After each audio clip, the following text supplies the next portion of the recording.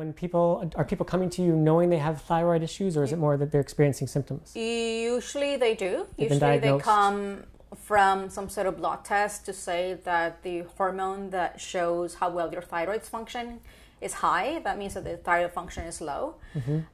Usually that's the case. Some other people come, presenting with a variety of symptoms. It could be fatigue, it could be tiredness, it could be that they're sleeping more than they used to, it could be that they're having a difficult time losing weight, or it could be that they're finding themselves really cold or their skin's changing, and that's when you start to sort of suspect that there's a thyroid issue.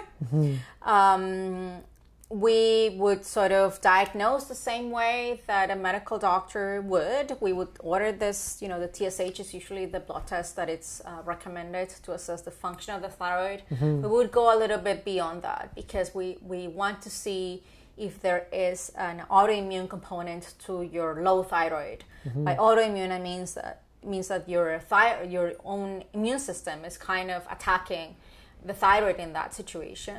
So we want to see if that's the case, if that is the reason for your hypo, so your low functioning thyroid. And we start to sort of addressing things from a different perspective.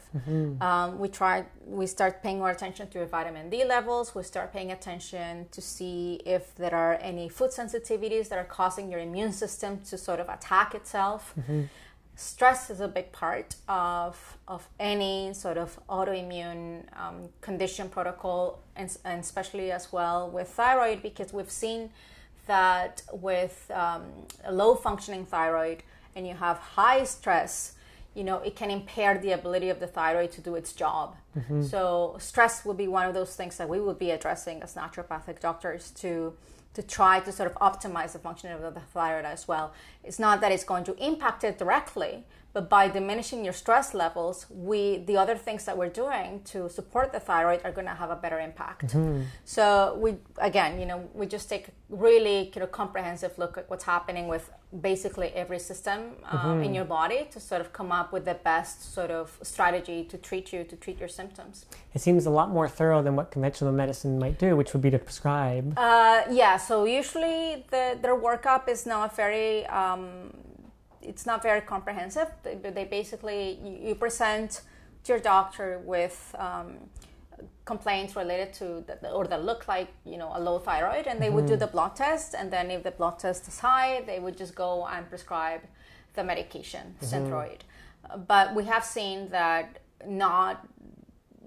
some people can get good results with just that approach, but for the most part we see that the people struggle to just not reducing their blood levels, but also optimizing their energy or losing weight, even though their TSH might be dropping, or the blood test seems to be better. So there are other things that we can do to sort of optimize. There are supplements that we can do to allow for the thyroid medication to work better, even or changes in the diet. For example, we have seen that in cases of hypothyroidism that might be coming from an immune problem, cutting gluten from the diet, for example, it could be something like a good sort of beneficial change that they can implement in their diet. So things like that. Sometimes sometimes women, they just want to take the thyroid medication at all. So they just want to go the natural route, and we get to sort of try to address it that way. Working on stress and working on supplementing, the minerals and the vitamins that the thyroid would need to function optimally. Yeah, okay, that's good.